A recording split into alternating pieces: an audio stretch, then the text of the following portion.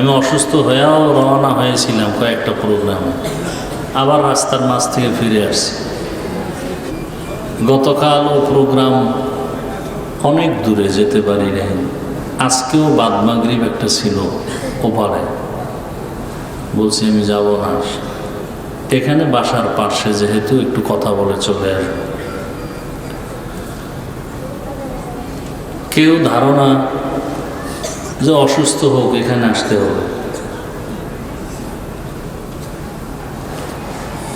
কেউ আবার মনে করেন অসুস্থ যেহেতু হয়েছি তো হয়েই থাকি, কালকে অমুকের মাহফিল করবে তো আমারটা কেন বন্ধ থাকবে, তাহলে অসুস্থই থাকা জীবন। তা আমি মর্মাহত, ব্যথিত, দুঃখিত। আমার আওয়াজ আমার মহব্বতের যারা সবাই শুনবেন, আমি চেষ্টা করি প্রত্যেকটা প্রোগ্রামে উপস্থিত হওয়ার। যেমন এখানে এত লোক আসছে, এরা তো জানে আমি আসব, এসে যদি দেখে আমি নাই, স্বাভাবিক একটু মনে কষ্ট লাগতে পারে। যদি শুনে আমি অসুস্থ, কোনো ওজরে আসতে পারিনি, মুমিন হিসেবে তার কি করা উচিত? দোয়া করা উচিত। তারপরেও আমি ক্ষমা চাই। হাদিস শরীফে আল্লাহ রসুল বলেছেন, আল্লাহ যদি কাউকে মোহাব্বত করেন, ইজ্জত দিতে চান, বাড়াতে চান, তো সেই ইজ্জত বাড়াইতে গেলে যে মেডিসিন দরকার, আমল দরকার, এটা বান্দার মধ্যে নাই। আল্লাহ তাকে অসুস্থতায় ফেলাইয়া ধৈর্যের পরীক্ষা নিয়ে তার ইজ্জতকে বাড়াইয়া দেন। আল্লাহ পাক ইজ্জতের জিন্দেগি আমাদেরকে দান করেন। যদিও আমি অনেক প্রোগ্রামে যেতে পারি না, কিন্তু আমার মনে অনেক খুব দুঃখ, ওই মানুষগুলো কত কষ্ট পেল। আমি অসুস্থ হয়েও রওনা হয়েছিলাম কয়েকটা প্রোগ্রামে, আবার রাস্তার মাঝ থেকে ফিরে আসছি। তো যাই হোক, এটাও পরীক্ষা।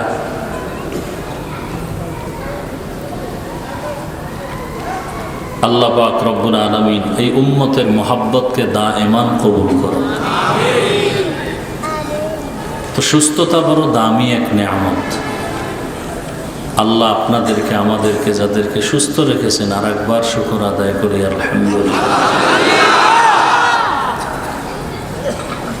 যারা এখনো অসুস্থ, ঘরে, হসপিটালে, বিভিন্নভাবে, আল্লাহ তাদেরকেও সুস্থতার নেয়ামত দান করেন। এর মাঝে আবার আর এক আতঙ্ক, কি? বাংলাদেশের ইতিহাসে অনেকে টেরই পায়নি, অনুভব করতে পারেনি কঠিন হালাত।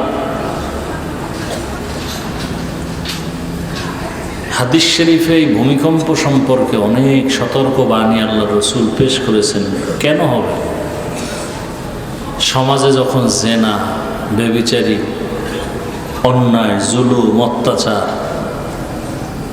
আমানতের খেয়ানত, পাপাচার বেড়ে যাবে, এবং সব থেকে মারাত্মক হলো মানুষ পাপ করবে, পাপকে পাপ মনেই করবে না।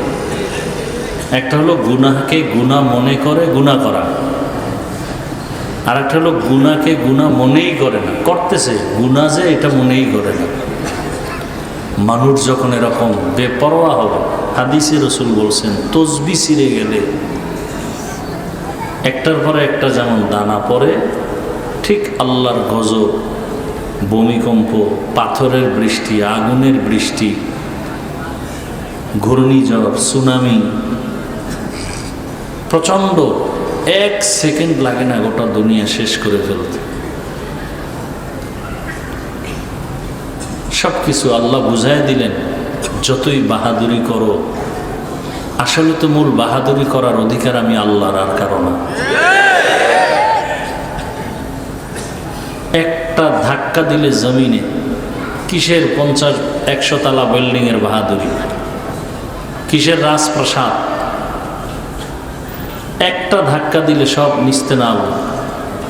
ইন্দোনেশিয়ার সুনামি, জাপানে তো অহরহ, নেপালে ভূমিকম্প হয়ে গেল, তছনছ হয়ে গেল সব। আর এত মাথাওয়ালা জ্ঞানীরা সারা দুনিয়াতে আবহাওয়া অফিস পূর্বাভাস বলে ভূমিকম্প কখন হবে।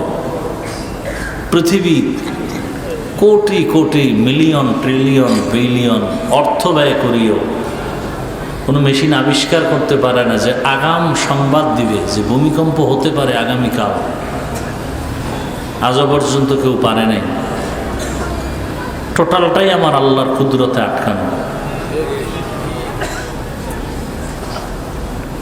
আপনি 100 তলা বিল্ডিং যদি মাটির নিচে ধসে যায়, যেটাকে বলে ভূমিকম্প, ভূমি ধসে যাওয়া, শরীয়তপুর জেলার নড়িয়া থানা কয়েক বছর আগে, বেশি দেরি না, রাতের বেলা পুরো একটা অঞ্চল, একটা এলাকা পানির মধ্যে, নদীর মধ্যে নিয়ে গেল। আপনি ঘুমে আছেন, যদি পুরো বিল্ডিং ধসে যায় তো কিছু অনুভবই করতে পারবেন না। এই জন্য 1 নম্বর কথা হলো আমাদের তওবা করা উচিত, গুনাহ থেকে বাঁচা উচিত। এমন এক অবস্থা, বাবায় গোপনে গুনাহ করে, সন্তান যেন বুঝতে না পারে, সন্তান যেন এদিকে না যায়, মা বাবা এটা সতর্কতা অবলম্বন করে। ইদানিংকালে এগুলোও নেই। বাবাও গুনাহ করে, মাও গুনাহ করে, সন্তান করে, পাল্লা দিয়ে করে, প্রতিযোগিতা দিয়ে করে, এবং ফ্রি, যথেষ্ট ফ্রি হয়ে গেছে। মা বাবা সন্তান এতটা ফ্রি যে মোবাইলে টেলিভিশনে নাচ গান দেখবে, কোনো দোষের কিছু মনে করে না। এমন অবস্থা।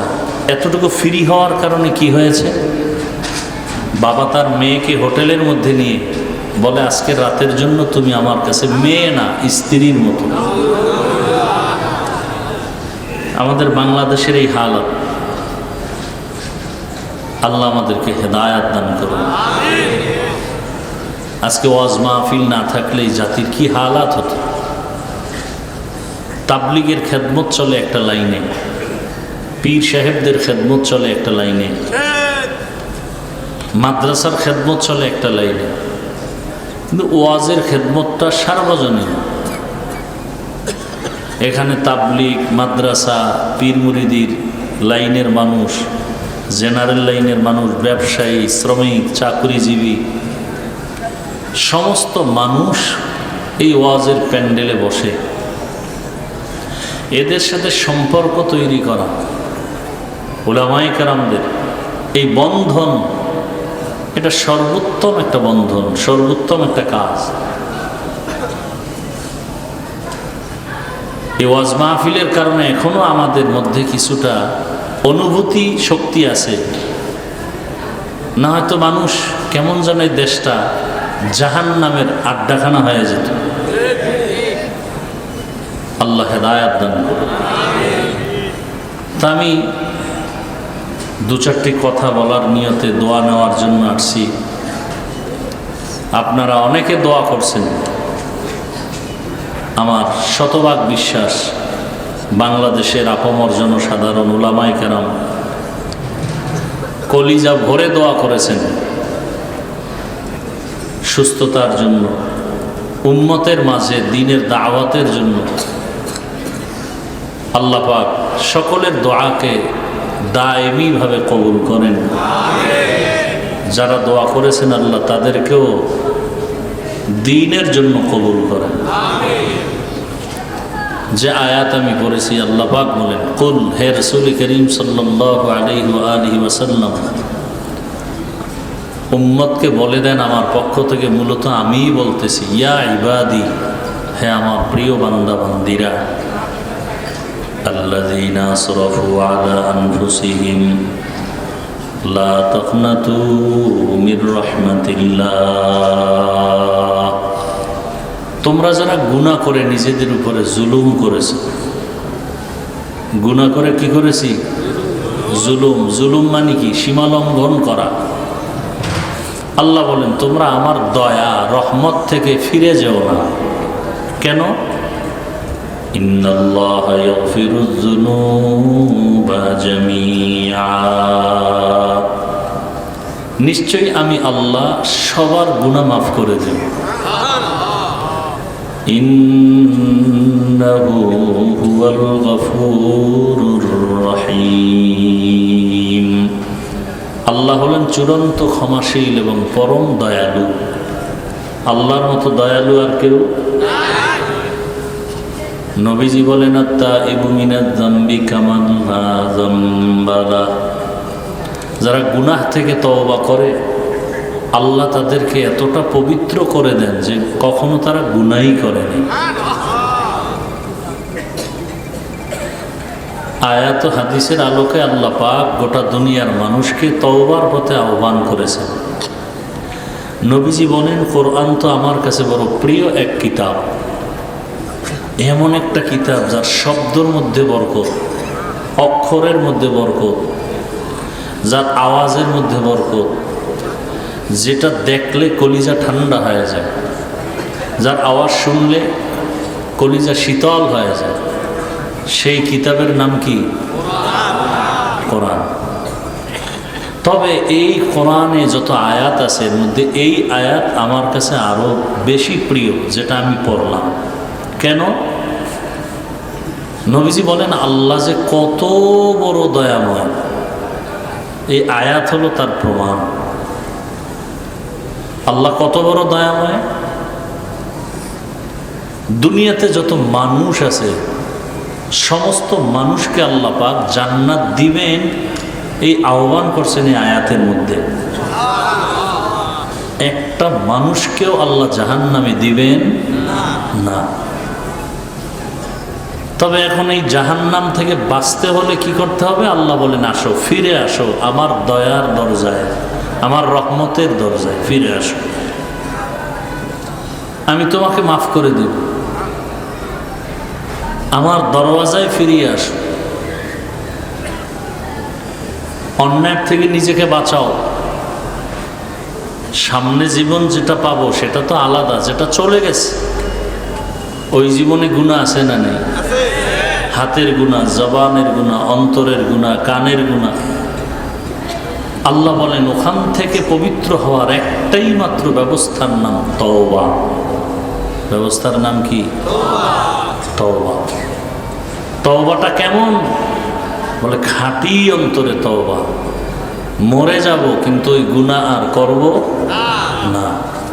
আল্লাহ বলেন আমি তাকে এমন পবিত্র করব, মায়ের গর্ভ থেকে নিষ্পাপ বাচ্চা আসে, ঠিক যারা তওবা করবে এদেরকে আমি নিষ্পাপ করে দেব। নবী এজন্যই বলেন আত-তাইবু মিনাজ যামবি কামান লা যামবা লাহু, যারা গুনাহ থেকে তওবা করবে আল্লাহ তাদেরকে এমন পবিত্র করে দেন যে জীবনে কোনো গুনাহ করে নাই, এতটা পবিত্র করে দেন। প্রায় সময় আমি ঘটনা বলি, আল্লাহর এক বান্দি জীবন ভর গুনাহ করেছে, গুনাহ আর গুনাহ, এলাকার সমস্ত মানুষ পর্যন্ত জেনে ফেলেছে এর মতো গুনাহগার অন্যায়কারী কেউ নাই। একদিন রাস্তা দিয়ে হাঁটতেছে, হঠাৎ করে দেখে রাস্তার পাশে একটা কুকুর কান্না করে, পানির পিপাসা। ওই জাহান্নামী নারী কুকুরটাকে পানি পান করাবার জন্য পাগল হয়ে গেল। কোথায় পাবে পানি? খুঁজতে খুঁজতে খুঁজতে খুঁজতে এক জায়গায় গিয়ে পানি পেল, একটা কূপ। কিন্তু পানি যে উঠাবে, উঠাবার কোনো পাত্র নাই, পানি অনেক নিচে, উঠাবে কিভাবে? হঠাৎ চিন্তা করতে করতে খেয়াল আসলো তার পায়ে ছিল চামড়ার মোজা। চামড়ার মোজাটা খুলিয়া চিন লাগায়া পানি উঠাবে, কিন্তু দেখে মোজা দিয়েও পানি পাওয়া যায় না, আরো নিচে। এখন মোজার সাথে একটা রশি হলে ভালো হয়, রশি পাবে কই? ওই আল্লাহর বান্দির মাথায় ছিল বড় এক ওড়না। আল্লাহর বান্দি ওড়নাটা খুলিয়া এক মাথা মুজা জাহান্নামী নারীটা যখন কুকুরকে পানি পান করায় দিল, সাথে সাথে একটা গায়েবী আওয়াজ আসছে। গায়েবী আওয়াজ এসে বলে, রে বান্দি, তুমি জীবনে যত গুনাহ করেছো সব গুনাহ মাফ করা হয়ে গেছে, তোমার এখন আমল নামায় কোনো গুনাহ নাই। রহমতের নবী বলেন, খায়রুন নাস মাইয়ানফাউন নাস, জমিনে ওই ব্যক্তি বড় ভালো মানুষ যার দ্বারা অন্যের উপকার হয়, কখনো ক্ষতি হয় না, সে হলো ভালো মানুষ। অন্যের উপকার, ক্ষতি করব না, উপকার করতে না পারলেও কি করব না, ক্ষতি করব না, এই ভালো মানুষ।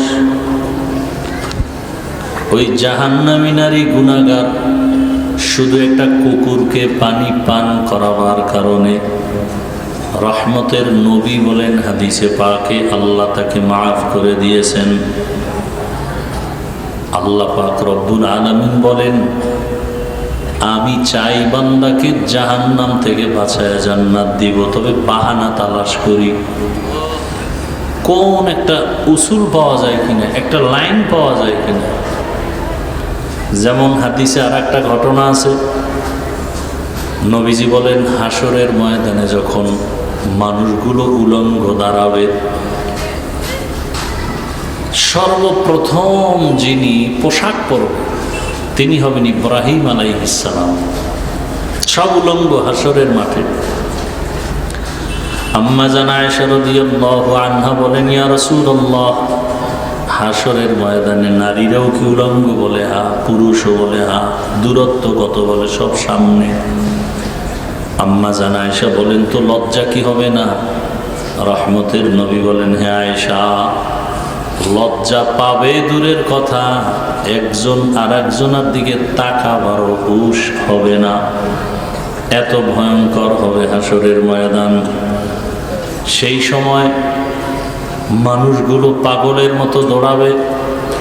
নবী বলেন, হাসরের ময়দান তো এমনিই বড় কঠিন, একদিকে সূর্যের গরম, অন্যদিকে আবার জাহান্নামের আগুনের গরম। আবার আমার আল্লাহ রাগান্বিত আওয়াজ দিবেন, লিমানিল মুলকুল ইয়াউম লিল্লাহিল ওয়াহিদিল কাহ্হার। এতটা কঠিনের মধ্যেও আরো, আয়েশাকে নবী বলেন, আরো 3টা জায়গা হবে আরো কঠিন। যেই 3টা জায়গায় কঠিন হওয়া মাত্র মা বাবা সন্তানের কোনো পরিচয় থাকবে না। একটা জায়গা হলো আমল নামা হাতে দেওয়ার সময়, আর একটা সময় হবে আমল ওজন করার সময়, আর একটা সময় হবে পুলসিরাত পার হওয়ার সময়। কারণ জাহান্নামের উপর দিয়েই হবে পুলসিরাত। যেমন আমরা ব্রিজ পার হই, নিচে কি পানি, যদি পড়ে যায় বিপদ, পড়ে গেলে কি পুলসিরাতের নিচে জাহান্নামের আগুন। এইভাবে জাহান্নামের উপর দিয়ে পুলসিরাত, যারা ঈমান ও আমল নিয়ে যাবে তারা পার হয়ে যাবে, আর গুনাহগারেরা ওখানেই পড়ে যাবে নিচে। রহমতের নবী বলে, এই 3টা জায়গা নিয়ে আমিও বড় পেরেশান হয়ে যাব, আমার উম্মতের কি উপায় হবে। একজন বুড়া মানুষ আমল নামা ওজন দিয়ে দেখবে একটা মাত্র নেকের অভাব, ওই একটা নেক হলেই সে জান্নাত পেয়ে যাবে। নেক আছে কিন্তু কয়টার অভাব? একটা নেকের অভাব। আল্লাহ বলবে, দেখো তো তোমার কোনো আপনজন আছে কিনা, একটা নেক দিবে। হাসরের ময়দানে বান্দা এতটা চিৎকার দিয়া দৌড়াবে, ছেলেরে তালাশ করবে, মেয়েকে তালাশ করবে, পরিবারের কে আছে আপন খুঁজবে, সন্তানের কাছে গিয়া বলবে, একটা নেক আমাকে দাও, সন্তান বলবে আমার বাবা ছিল ঠিক, তবে তুমি যে আমার বাবা তা আমি বিশ্বাস করি না। নেক দিবে পরের কথা, বিশ্বাসই করি না। বাপ ছিল ঠিক, তুমি আমার বাবা এটা বিশ্বাস করি না। আল্লাহর বান্দা অজর ধারায় কান্না করবে। একটা নেকের অভাবে বুঝিয়া আমার জাহান্নামের হ্যান্ডকাপ লেগে যাবে। ঘুরতে ঘুরতে মাও পরিচয় দিবে না, বাবাও পরিচয় দিবে না, আপন বলতে কেউ থাকবে না। নিরুপায় হয়ে কাঁদবে আর চিল্লে দৌড়াবে। হঠাৎ দেখবে একটা মানুষ একটা জায়গায় বসে কান্না করে। ও ডাক দিবে, এই বুড়া তুমি কান্না করো কেন? বলে আমার একটা নেকের অভাব, আজকে জাহান্নামে যেতে হবে। একটা নেক যদি আমি পাইতাম আমাকে আল্লাহ মাফ করে দিতেন। সন্তানের কাছে গেলাম, তারা নেক দিবে দূরের কথা, পরিচয় দিতে রাজি না আমি যে ওদের বাবা। আমার স্ত্রীও পরিচয় দেয় না, স্বামী ছিল ঠিক, তবে আমি নাকি ওর স্বামী না। আমাকে এখন একটা নেকের অভাবে বুঝি জাহান্নামের আগুনে জ্বলতে হবে। আল্লাহর ভয় অন্তরে এত বেশি। হাদিস শরীফে আল্লাহ রসুল বলেন, এক ব্যক্তি মৃত্যুর আগে সন্তানদের বসাইয়া পরিবারের সবাইকে বলল, জাহান্নামের আগুন বড় ভয়ঙ্কর, কবরের আযাব বড় ভয়ঙ্কর। রহমতের নবী ইসলামের বয়ান হলো, গুনাহগারেরা কবরে গেলে দুই পার্শ্বের মাটির চাপ দেওয়া হবে। আমার একটা অনুরোধ, তোরা আমি মরিয়া যাওয়ার পরে আমারে পুরিয়া ফালাবি, আমারে পুরিয়া ছাই বানায় বাতাসের মধ্যে উড়ায় দিবি। আমার কবরে যেন যেতে না হয়, কারণ কবরের মাটির চাপ সহ্য করতে পারবো না। তাই করলো, পরিবারের লোকেরা পুরিয়া ছাই যখন বানায় বাতাসে উড়ায় দিল। আমার আল্লাহ পাক রব্বুল আলামিন এক জায়গায় করিয়া বান্দাকে জিজ্ঞাসা করে, এই বান্দা তুই এমন বাহানা কেন করছো? ও বলবে, হে মালিক, আযাবের ভয় আমি সহ্য করতে পারবো না, এই কারণে আমি পন্থা অবলম্বন করেছি। কেন করছো? বলে, আল্লাহ আপনার ভয়, আমি আপনাকে মনে করি আপনি আমার অনেক বড়, আপনার আযাব বড়।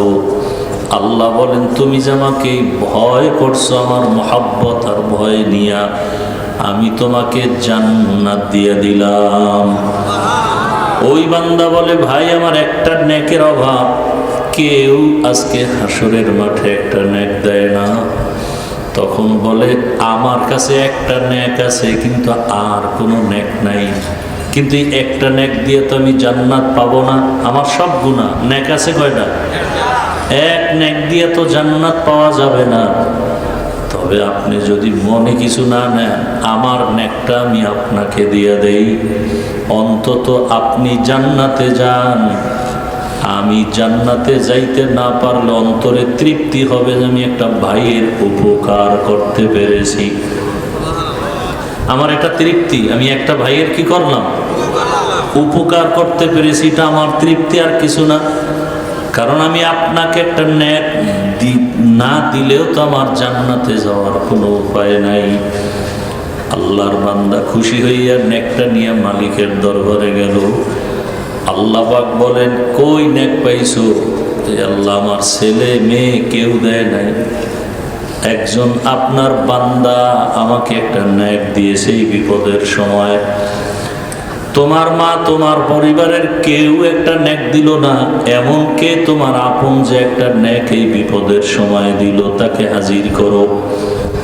হাজির করার পরে আল্লাহ বলেন, বান্দা তুমি একে একটা নেক হাসরের মাঠে দিলা কেন? তার আপন তো কেউ দেয় নাই। ওই বান্দা চোখের পানি ছেড়ে বলেন, ও মালিক, আমার আমল নামায় একটা নেক ছাড়া আর কিছু নাই, শুধু গুনাহ আর গুনাহ। হাতের গুনাহ, চোখের গুনাহ, জবানের গুনাহ, অন্তরের গুনাহ। তবে আমি চিন্তা করে দেখলাম, আমার এই একটা নেক দিয়ে আমি জান্নাত পাবো না, তবে এই একটা নেকের কারণে আমার ভাই যদি জান্নাতে যায়, আমার অন্তরে তৃপ্তি হলো আমি আমার ভাইয়ের একটু উপকার করতে পেরেছি। আল্লাহ পাক বলে, ওরে আমার গোলাম, তোরে তো আমি বানাইছি। হাসরের কঠিন সময় তুমি যদি এক গুনাহগারকে একটা নেক দিয়া তুমি দয়া দেখাইতে পারো, তোমার থেকে আমি মাওলার দয়া তো আরো বেশি। আমি আল্লাহ তোমাকেও আমার দয়ায় জান্নাত দিয়ে দিলাম। তুমি জান্নাতে যাও। তুমি আমার একটা বান্দাকে যেই দয়া দেখাইছো, এর থেকে তো আমি মাওলার দয়া অনেক বেশি। এরে আল্লাহর বান্দারা, আজকে মা বাবা সন্তানের ভালো চায় না। যদি চাইতো নিজেও গুনাহ করতাম না, সন্তানকেও গুনার দিকে দিতাম না। আজকেও আমি ফজরের নামাজ পড়ে কিতাব দেখতেছি, একটা ঘটনা দেখলাম। এক আল্লাহর বান্দা বাজারে গেছে, বাজার করিয়া ঘরে যখন আসছে, দেখি স্ত্রী মাটিতে গড়াগড়ি খায় আর কান্না করে। স্বামী বেচারা জিজ্ঞাসা করলো, বিবি তুমি কান্না করো কেন? বলে, আমার জীবনে এমন কোনো ঘটনা জীবনেও কল্পনা করি না, এখন যে আমার সাথে হলো। বলে, কি হয়েছে? বলে, এটা আমি বলবো না, বড় লজ্জা, তুমি আমারে মাফ করে দাও। স্বামী বলে, কি আমি জানি না কিছু, বলো কি মাফ করবো? আল্লাহর বান্দি বলে, আজকে আমার ঘরে প্রতিবেশীর যে একটা সন্তান কাজ করে, সহযোগিতা করে, এক পর্যায়ে আমার উপরে সে হামলা করেছে। আমিও তার সাথে জিনায় লিপ্ত হয়ে গেছি। এমন অবস্থায় আমি গুনার মধ্যে শামিল হয়ে গেছি। এই কথা শোনার পরে স্বামীও কান্না শুরু করলো, এমন ভাবে কান্না করতেছে। বিবি বলে, তুমি কাঁদো কেন স্বামী?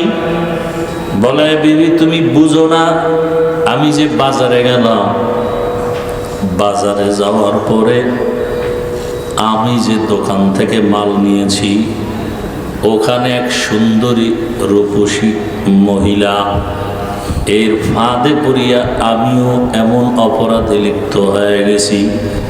জীবনে এমন কোনো অপরাধ আমার নাই যেটা কল্পনায় আসে নাই। আমিও এজন্য কান্না করি। আল্লাহর রাসূলের স্পষ্ট হাদিস, মা বাবা যেই আদর্শের হবে, সন্তানও সে আদর্শের হবে। আল্লাহর রাসূলের হাদিস মতে দেখলাম, আমি ওদিকে গুনাহ করার কারণে তোমার মধ্যেও গুনাহ ঢুকিয়া গেছে। এজন্য প্রত্যেকটা মা বাবা, প্রত্যেক স্বামী যদি চিন্তা করি, স্ত্রীও যদি চিন্তা করে, সন্তানও চিন্তা করি, মা বাবা যেই অন্যায় করতেছি, এর আসর গিয়া সন্তানের মধ্যে একবার পড়িয়া যাবে। স্বামী যদি অন্যায় করে, স্ত্রীর মধ্যে গুনার আসর চলে যাবে। অতএব এই গুনাহ যেই ঘরের মধ্যে চলবে, ওই ঘরের মধ্যে কোনো হাজারো আলেম ওলামা নিয়ে দোয়া করাইলে কাজ হবে না। এরকম ভূমিকম্প, ভূমিধস, সুনামি, ঘূর্ণিঝড়, একের পর এক বিপদ আসবে, সন্তান হারিয়ে যাবে। দেখেন নাই এই ভূমিকম্পে বাবায় দৌড় দিছে ছেলেরে থুইয়া, কি দেখেন না এগুলো? কাছে দৌড়, ছেলে পরে দৌড় দিছে, পরে বাবা এগিয়ে এটার ধরছে।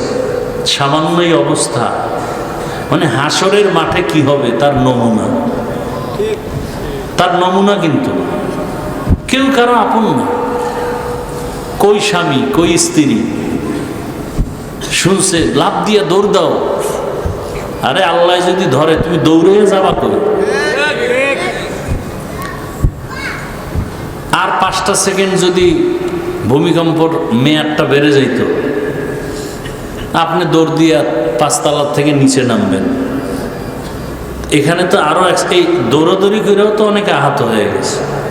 আপনি বাইরে গিয়ে দাঁড়াবেন, যদি বিল্ডিং আর একটা পড়ে,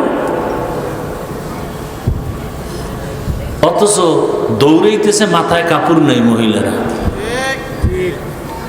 কই নামাজ তো ধরেন নাই, যে এত বড় একটা বাংলাদেশের ইতিহাসে বিপদ আসছে, না আর নামাজ ছাড়া যাবে না, আল্লাহর কাছে তওবা করি, ছেলে মেয়ে নিয়ে একটু হালালভাবে চলি, কোনো চিন্তাই তো নাই।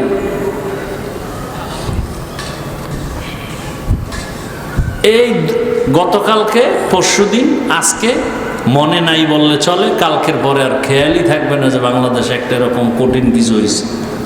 আবার গুনাহ শুরু করবে, মেয়েদের দিয়ে নাচ গান শুরু করবে, হুজুরেরা বাধা দিলে সেখানে আবার আক্রমণ শুরু হবে।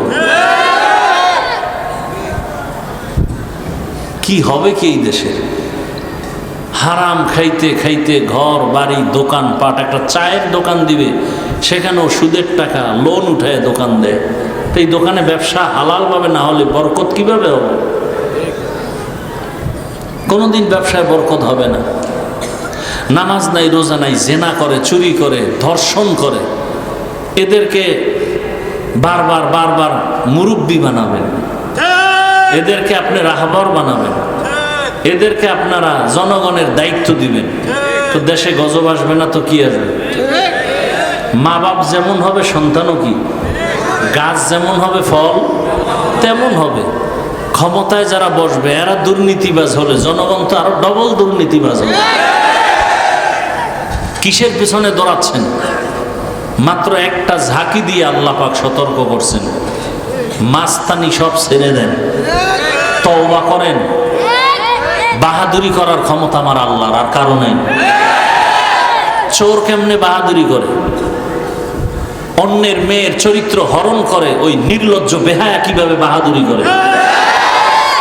দোকানের টাকা চুরি করে যারা খায়, মানুষের ব্যবসায়ীদের উপরে হামলা করে যারা খায়, ওদের খানা তো পায়খানার থেকেও নিকৃষ্ট।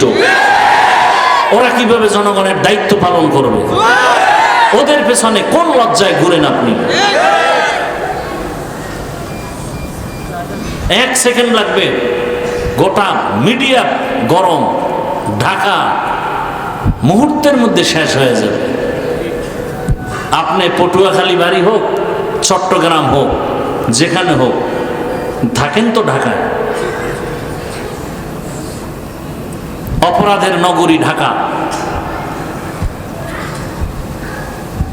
সন্তান অপরাধ করে, মেয়ে অপরাধ করে, আবার একদল অপরাধ যতটুকুই করেন না করেন, যারা করে তাদেরকে সাপোর্ট দেন, এটা আর একটা অপরাধ। চুরি করলে যে গুনাহ, আপনি চোরকে সাপোর্ট করলে সে একই গুনাহ। মদ পান করলে যে গুনাহ, যে মদ পান করছে তাকে সাপোর্ট করছেন, আপনি পান করেন নাই, আপনার সে একই গুনাহ। কত ধোঁকা খাবেন, কত ধোঁকা খাবেন, এখনো হুঁশ হবে না। আল্লাহ একটা সামথিং বাড়ি দিয়ে গেল,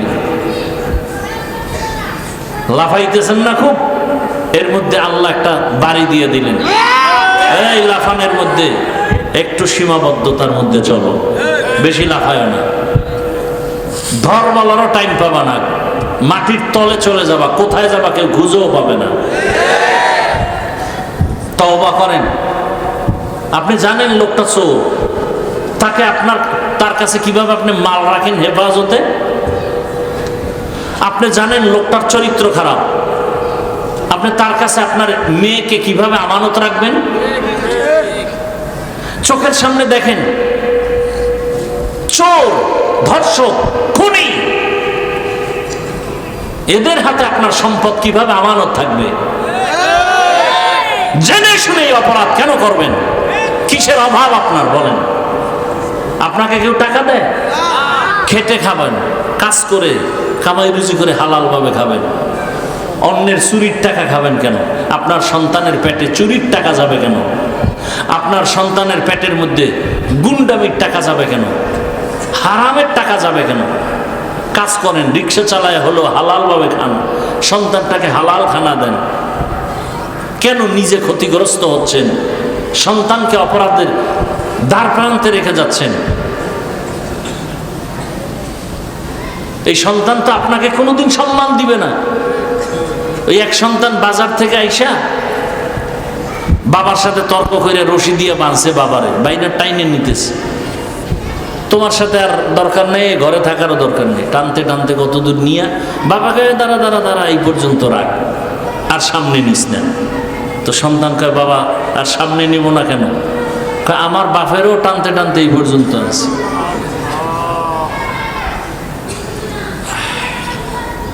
যেমন গাছ তেমন কি,